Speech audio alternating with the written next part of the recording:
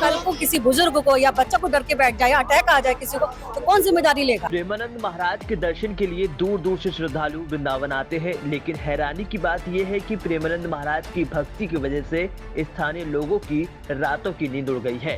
नतीजन अब स्थानीय महिलाएं हाथों में तख्ती लेकर विरोध सड़कों पर कर रही हैं। हमारे बच्चे और हम बहुत परेशान हैं, हमारे घर में वृद्ध लोग हैं और बीमार हैं, उनको बहुत ज्यादा दिक्कत होती है। मैंने इस वास्ते में शिकायत लिखी रजिस्टर्ड पोस्ट से एसएसपी, डिस्ट्रिक्ट मजिस्ट्रेट, प्रदूषण नियंत्रण और यहाँ का प्रभारी निरीक्षक पुलिस को। किसी ने कोई जवाब नहीं दिया।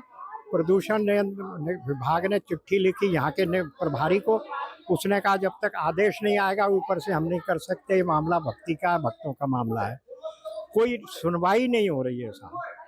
और नित्य रात्रि 2 बजे से उनके लोग जो हैं गाड़ी कार के ऊपर, जीप के ऊपर लाउड स्पीकर लगा के भजन शुरू कर देते हैं।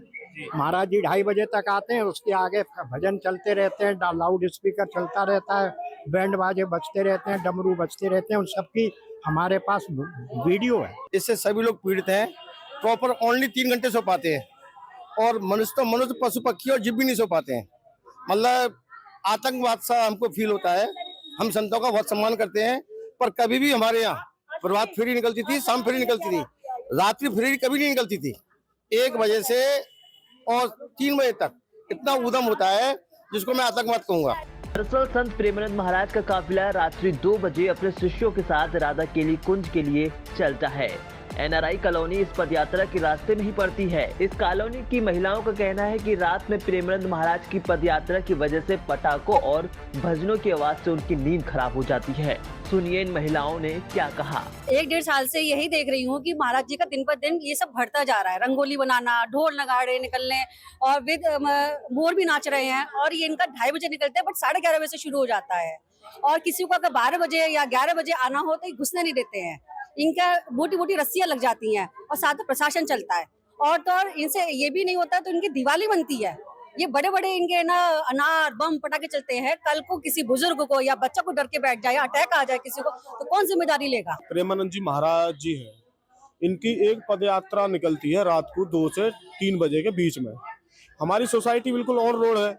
ये अपने वहाँ से ढोल लगाड़े पटाखे बजते हुए आते हैं, चलते हैं। भयंकर रात तो इतना बड़ा माहौल था पटाखे बैंड बाजों का, सोसाइटी में बच्चे चीखने लगे। मैं एकदम जग के भागा। मैंने देखा क्या घटना हुई है। प्रेसिडेंट होने के नाते तो मैंने देखा कि उनकी बैंड द्वारा ये बारात निकल रही थी, बाकी उनके साथ पुलिस रहती है। और ये रस्सा हमारी गेट के सामने हमारे रस्सा लगा रखा था।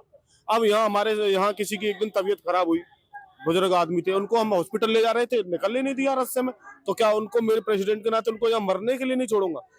तो मेरा महाराज जी से ये करबद्ध निवेदन है। महाराज जी कहते हैं मैं ब्रजवासियों का चरणों का धोखे पीता हूँ।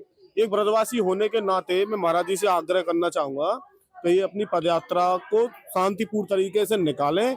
ये ढोल लगाड़े बैंड बाजे न बजाएं, जिससे सोसाइटी का यहाँ सोने वालों का सब का जीवन नरक बने। दूसरी तरफ आश्रम में कई बार इन लोगों से लाउड स्पीकर पर भजन चलाने को लेकर मना कर चुका है। आश्रम खुद अपील करता है कि पदयात्रा के दौरान किसी भी प्रकार की ध्वनि प्रदूषण नहीं की जाए, लेकिन ये विरोध आगे क्या रंग दिखाता है ये वक्त बताएगा।